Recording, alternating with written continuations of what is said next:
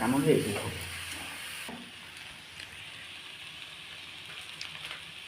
একটুখানি চাট মশলা টেস্টের জন্য দিয়ে দিলাম।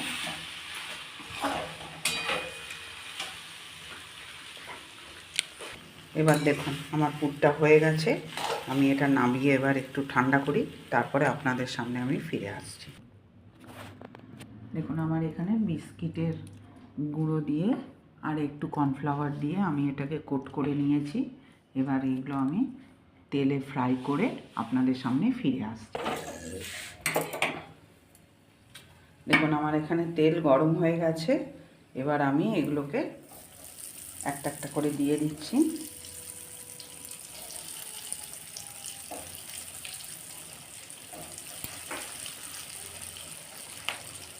এগুলো ভাজা হোক, তারপরে আমি আপনাদের সামনে দেখাচ্ছি যে কেমন হলো।